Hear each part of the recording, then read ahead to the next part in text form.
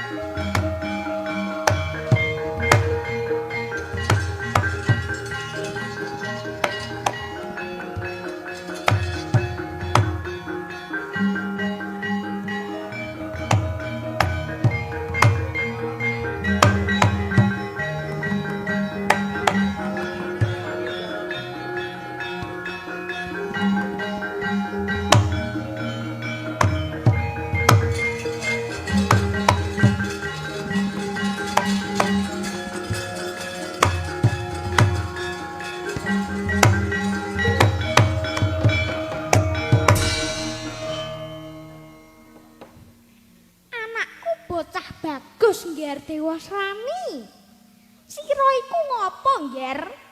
Ndak sawang kawet mau, solahmu ora kaya padatan. Nuwun inggih, Kanjeng Ibu.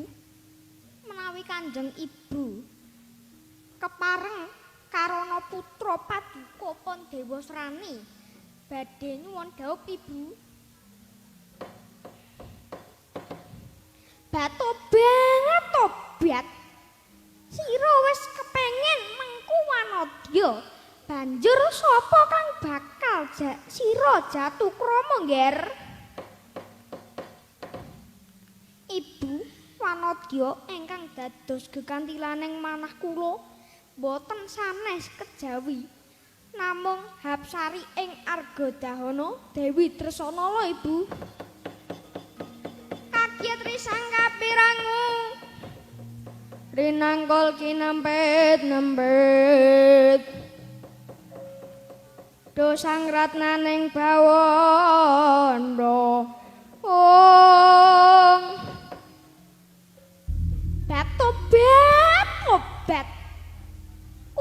ngger Dewa Srani. Dresanala kuwi wis ora legan meneh nanging wis dadi garwane satriya panengah Pandhawa Si Harjuna. Duh Ibu, menawi Kanjeng Ibu Bathari Durga boten kersa nglamaraken Dewi Dresanala minangka garwa kula lampos diri suduk salira. Aja ya, Ngger.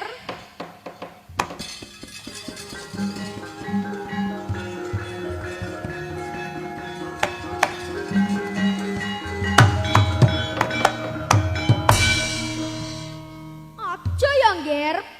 Putraku bocah bagus Dewa Srani. Aja kulup. Nadyan kekarepanmu iki kleru. Nanging ketang tresnaku marang kowe, penjalukku bakal ndak turuti.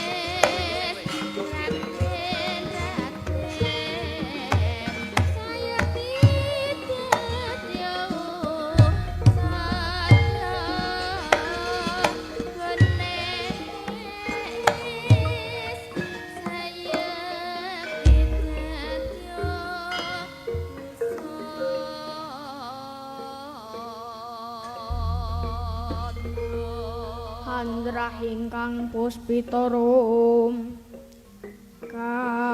kasiliring samirana mrek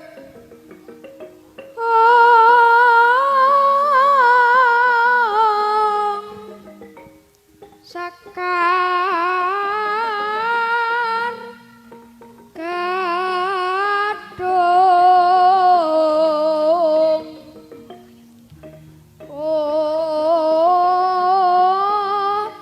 ngas kandana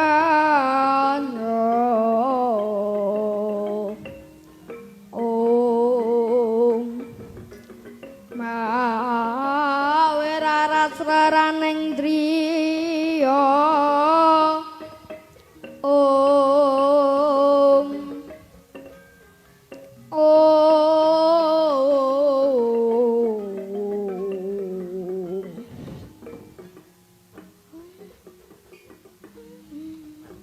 Wong mangastu namasidam ulun waspadakake iki kaya garwaning Sun Nyayi Bathari Pramoni.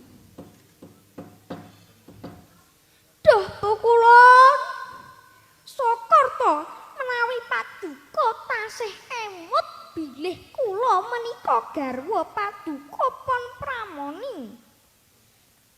Pukulun sowan kula menika bot-botipun kula tinengisan dening putra paduka Pon Dewa Srani. Dewa Srani darbe pamutah apa Durga? Putra paduka Pon Dewa Srani gandrung-gandrung kayongyon kepengin dhaup kaliyan salah satunggaling widodari pukulun nenggih Bathari Dresanala pukulun.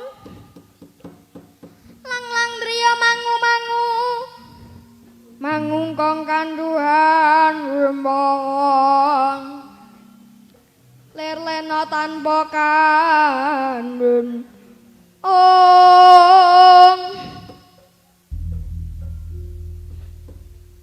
Ora liduk ujare wong daplok, ora wurunga. Durga munggah kayangan iki mesti ana pamrihe. Ngatos-atos Adi Guru sampun ngantos menceng adek paduka.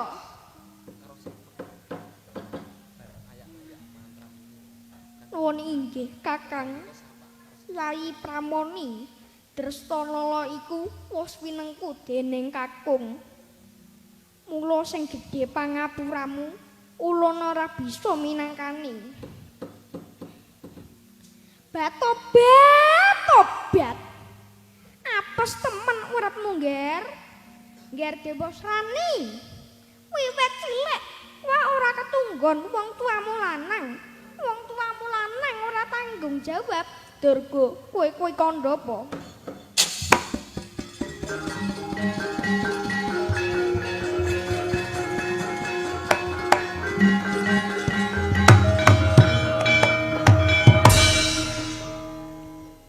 Garwa ulun Nyai Pramoni, kowe aja matur mangkono.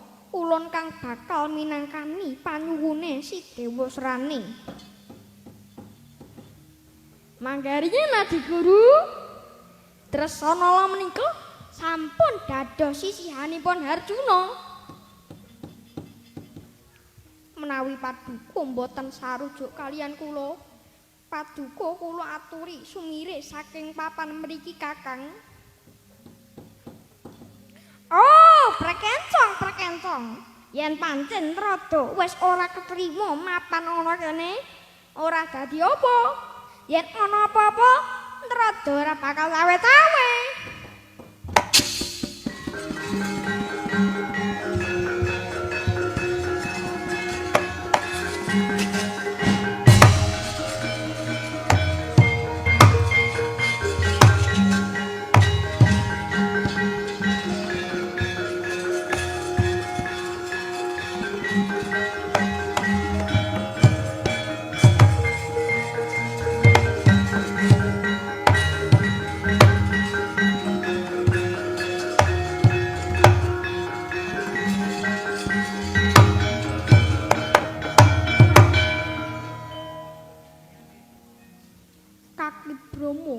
Haiwa kaget ulun timbali.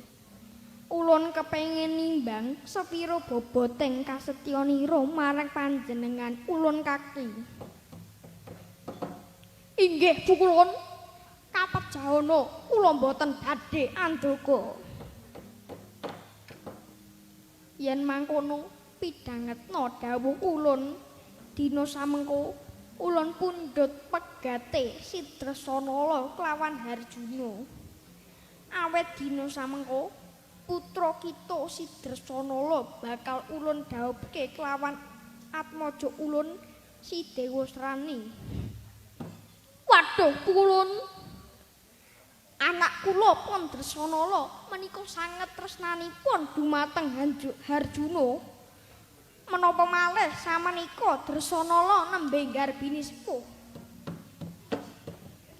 Cukup urana ora butuh mirengake aturira kang anderwili. Inggih pukulun, menawi mekaten kula nyuwun pamit. Oh Nini Drestanala, apuranen bapa ya Nini.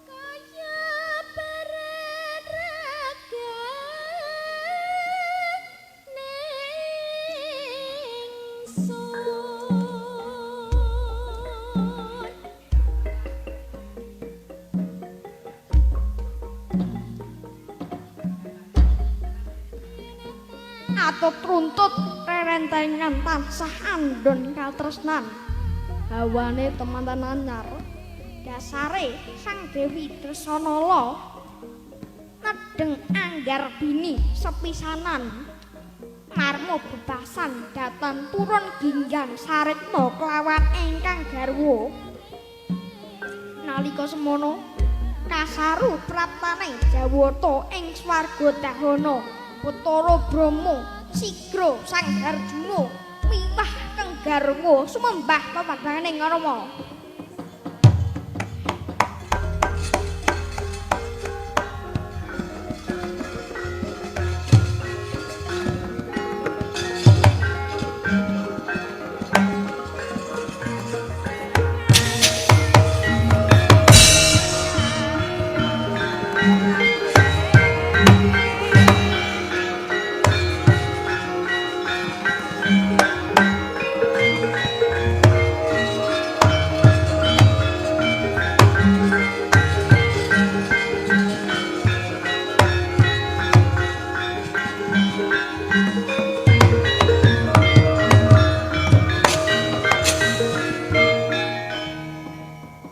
Sigra kang bala tumingal prang campo samya medali ler tatet wilateng godhong tahi wanggung manguncang niti benjang sangat cimicil Ger putraku sakarone aja kaget pun Rama kang rawuh yo Ger Kanjeng Rama wonten wigatos menapa dene mrepeki unggian ingkang putra Nini sejatine pun Rama mong kepengin sapejagong kelawan bojomu Kaki Harjuna mangko to Ger Kaki Harjuna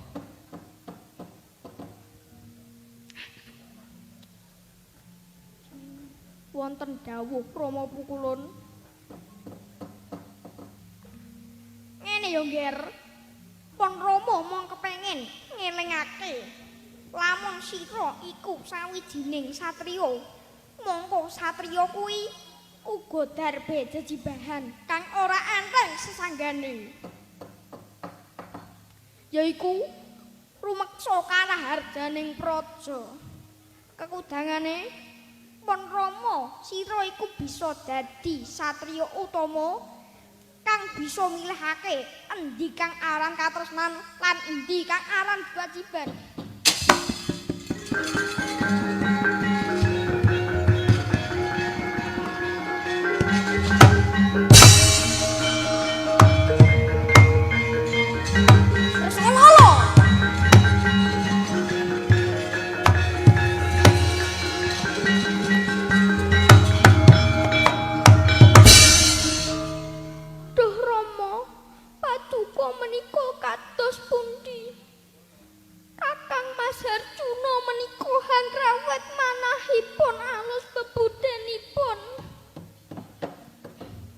Nini Dresanala pancen wis ndak jarak ndak sengaja piye bisane garwamu Harjuna lunga saka papan kene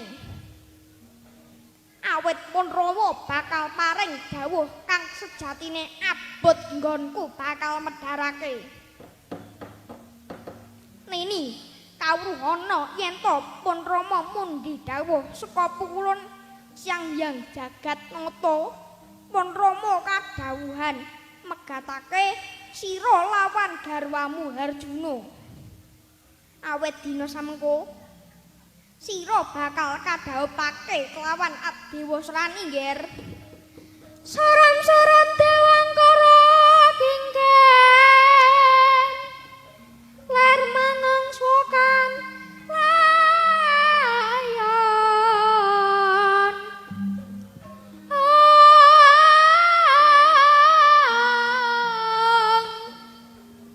denyo ilang memanise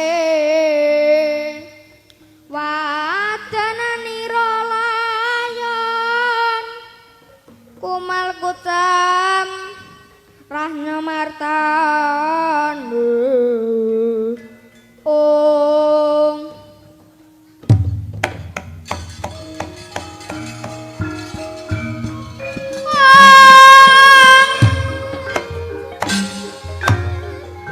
Duh Rama kula mboten saged anglampahi lumahing bumi kureping langit muhung Kakang Mas Bajuna ingkang dados guru laki kula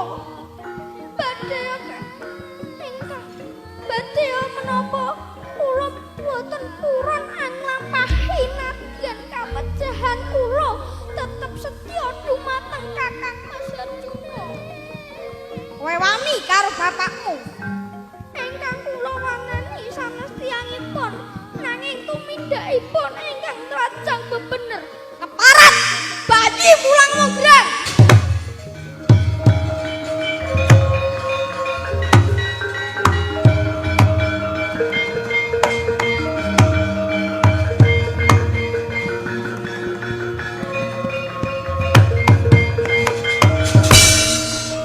jagat Dewa Batara bocah iki sajake kweden nganti semaput nduk Nini Dresanala sejatine pun Rama ora wantala nanging kepriye meneh pun Rama ora bisa suwala ngger Bathari Durga tak pasrahke Dresanala iki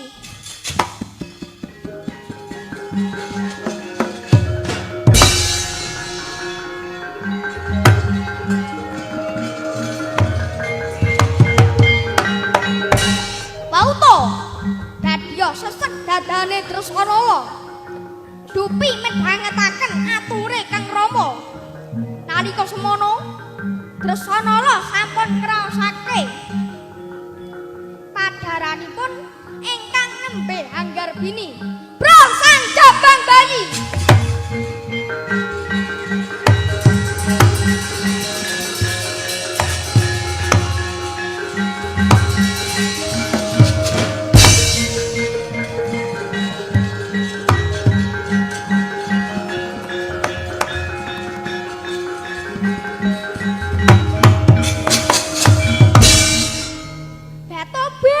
tobat Jabang Bayi wis lair nadyan durung titi wancine Yo jebul bocah lanang to iki Dewa Srani boyongan si Dresanala marang prajamu parang Rukmi Jabang Bayi iki pun ibu kang bakal anglunasi ngger tak templongke kawah Candra di muka lebur dadi awu kandhamu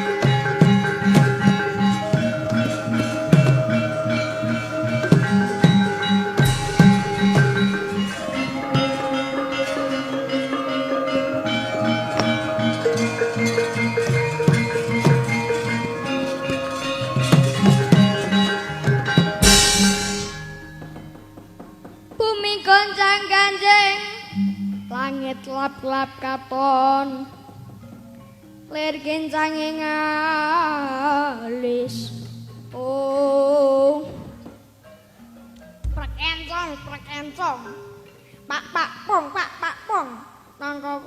nangka basok tumrupya ketok betone jabang bayi dicemplongke kawah ora lebur dadi awu nanging malah saya gedhe jedul saka kawah wis dadi jejaka tumaruna sira bayi kang lagi lair durung duwe jeneng sira ndak paringi jeneng Wisanggeni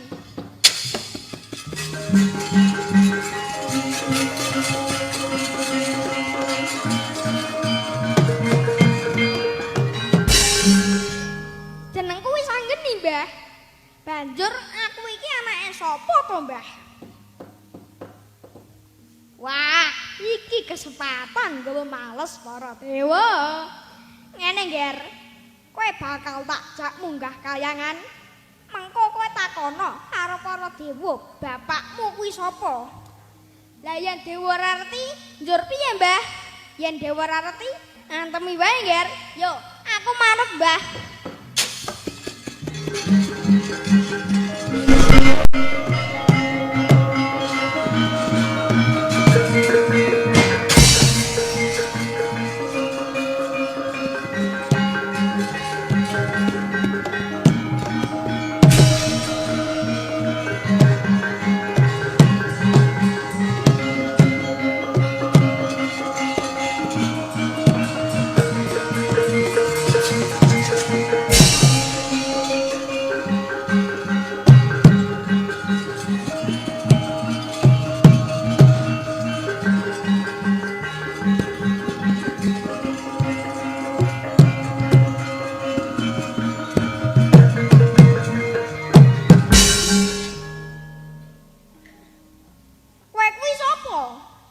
Bathara Brama, kowe sapa?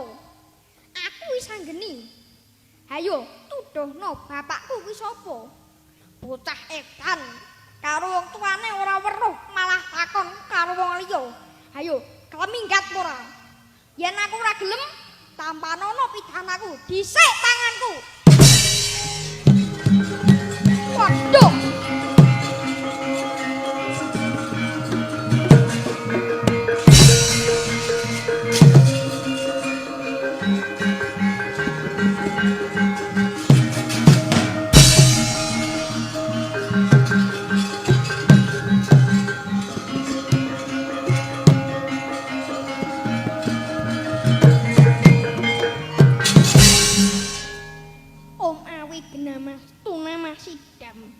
Ana dijaka ngamuk ing kayangan kita iku sapa?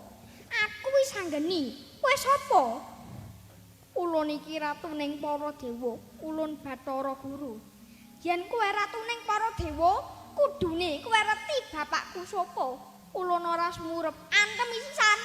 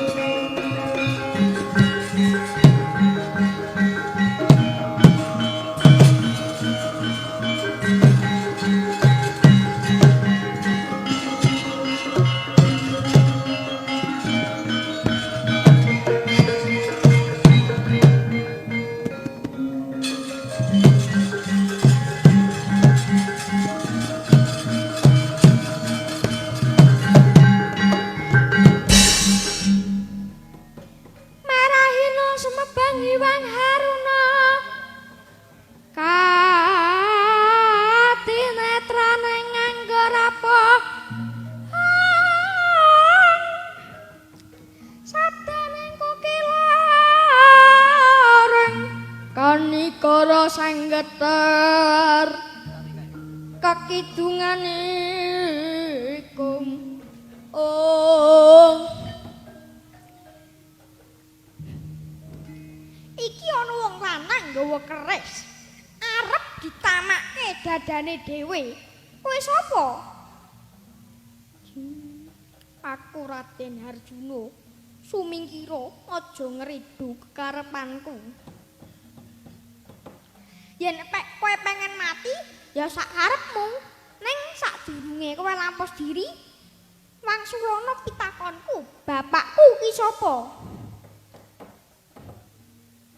bocah ora cetha rembukanmu aku ora weruh oh ora gelem semaur tak antemi pisan kowe lho mengko dhisik ngger kuwi bapakmu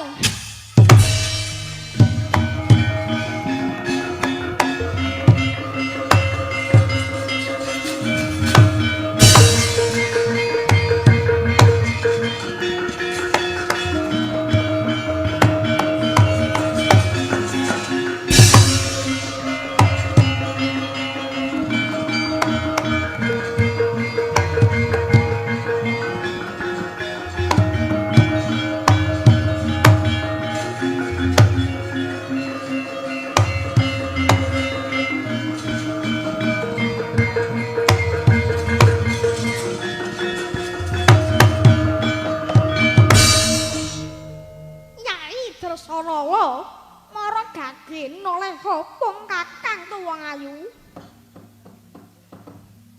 Nadrian kepriye meneh aku ora gelem ora bakal gelem lelati marang priya kejaba mong kakang Harjuna Kanjeng Pangeran Harjuna kae satriya utama ora nante tumindak citra kang Cartanesta kaya patrapmu Dewa Srani keparat ngabangke kuping kandhamu wong wadon krubyuk kabotan pinjung ora gelem lati lakon tak rudo parepeksa mati dening aku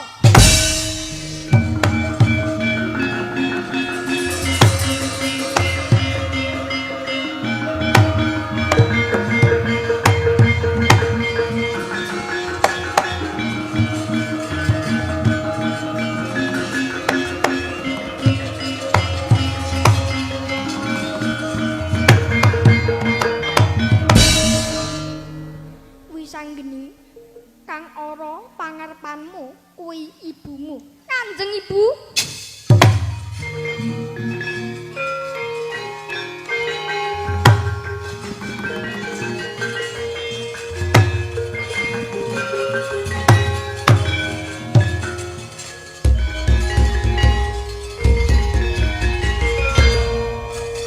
Ya, beri tepuk tangan yang meriah untuk penampilan perdana.